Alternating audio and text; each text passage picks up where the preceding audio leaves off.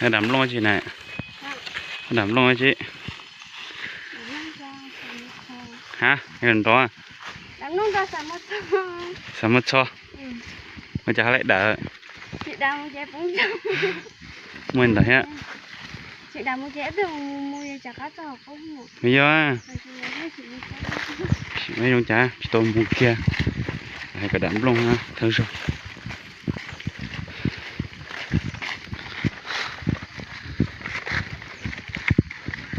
Đó bây giờ là để ra ha. Để ra lên lấy vào, rồi.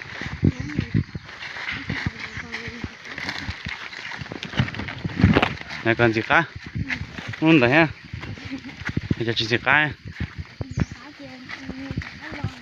Ô, đặt gì khác cho liền. Cái làm gì hết rồi. Đặt đầu nó sẽ tiền nữa. Phiếu chỉ bao nhiêu tàu đại nữa. Một trời là rất chảy.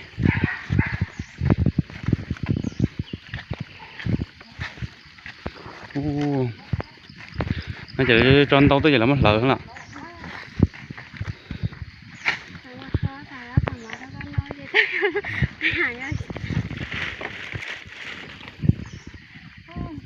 Tròn tàu tới giờ là mất lợ không kìa. Nó cũng đã trong cái cổ nha.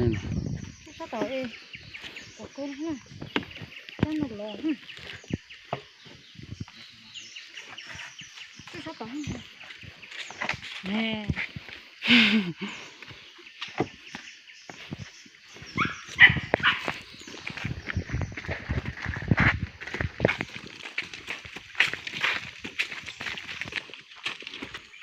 Này đây luôn raเลยà.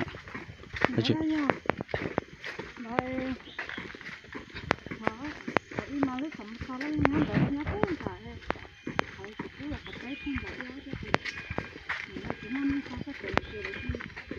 Lón cho tôi, còn nó cho cái nó cho nó học án chứ, lón cho nó cho nó mất đất, nó lọt nó